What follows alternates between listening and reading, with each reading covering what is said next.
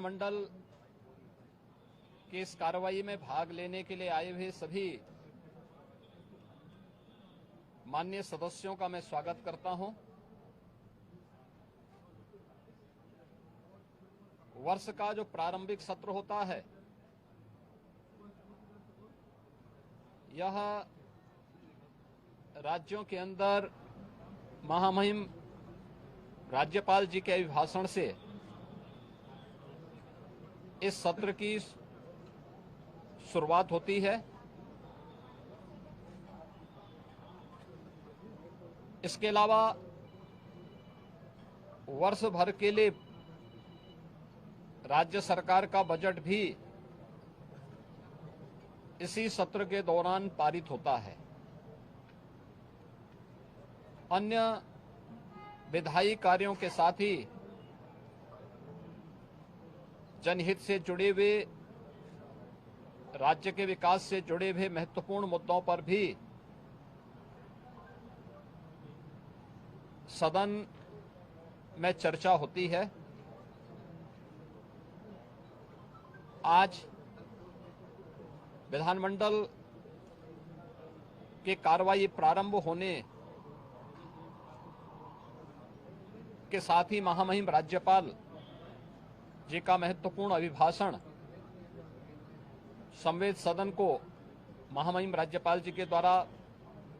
अपने अभिभाषण के माध्यम से संबोधन होगा। इसके उपरांत कल से महामहिम राज्यपाल के भाषण पर सदन में चर्चा भी होगी। 20 फरवरी को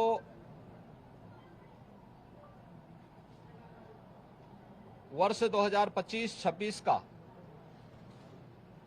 उत्तर प्रदेश का सामान्य बजट सदन में प्रस्तुत होगा। सदन 18 फरवरी से लेकर 5 मार्च तक के लिए प्रस्तावित किया गया है। उत्तर प्रदेश के इतिहास में ऐसे बहुत कम क्षण आए हैं जब इतने लंबे समय के लिए सदन आहूत किया गया हो, लेकिन सदन की कार्रवाई सुचारू रूप से संपन्न हो, यह केवल सत्ता पक्ष का ही दायित्व नहीं होता है, बल्कि विपक्ष का भी उतना ही महत्वपूर्ण दायित्व बनता है। सदन चर्चा परिचर्चा का एक मंच बने। उत्तर प्रदेश के विकास को लेकर के डबल इंजन की भारतीय जनता पार्टी की सरकार ने पिछले लगभग 8 वर्ष के अंदर जो प्रतिमान स्थापित किए हैं वह अभूतपूर्व है।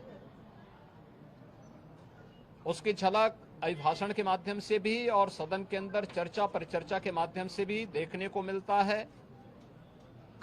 उत्तर प्रदेश के परसेप्शन में आए हुए व्यापक बदलाव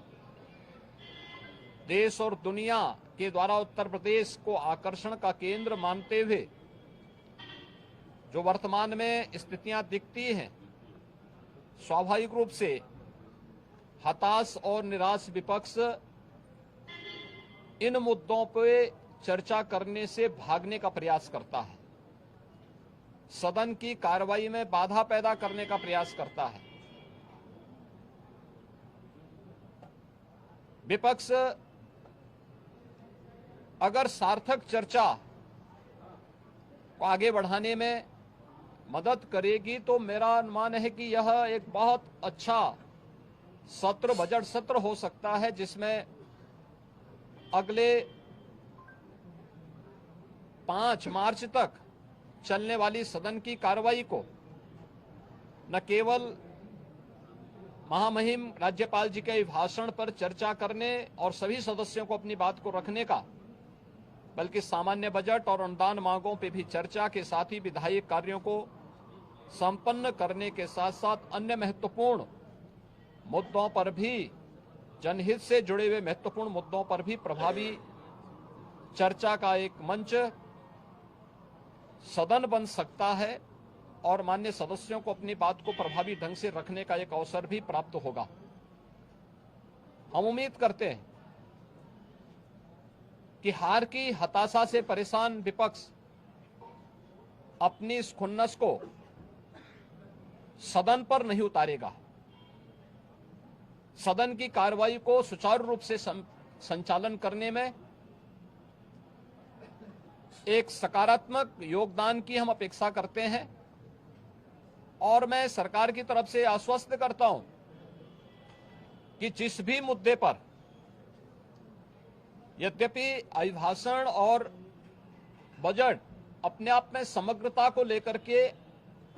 दो महत्वपूर्ण मुद्दे होते हैं जिनमें विपक्ष ही नहीं बल्कि सदन का हर सदस्य अपनी बात को प्रभावी ढंग से रख सकता है, लेकिन इसके इतर भी अगर किसी मुद्दे पर विपक्ष चर्चा करना चाहेगा, सरकार उसका तथ्यात्मक जवाब देने के लिए पूरी तौर पर तैयार है। लेकिन हम चाहते हैं कि एक सार्थक चर्चा का मंच सदन बनने चाहिए। आरोप प्रत्यारोप या फिर असंसदीय आचरण से इस समस्या का समाधान नहीं हो सकता है और मैं उम्मीद करता हूं कि महामहिम राज्यपाल के भाषण से उस सुदृढ़ और मर्यादित संसदीय आचरण की शुरुआत हम लोग विपक्ष के अंदर देखने का प्रयास करेंगे। उम्मीद करते हैं कि उस प्रकार का आचरण सभी माननीय सदस्यगण और खासतौर पर विपक्षी सदस्यगण सदन में दिखाएंगे, जिससे लोकतांत्रिक मूल्यों के प्रति आम जन की आस्था को और सुदृढ़ करने में मदद मिलेगी। मैं एक बार फिर से बजट सत्र के शुभारंभ के अवसर पर आज उत्तर प्रदेश विधानमंडल के जो कार्रवाई प्रारंभ होने जा रही है कुछ ही देर में, इसमें भाग लेने के लिए आए हुए सभी माननीय सदस्यों का हृदय से स्वागत करता हूं।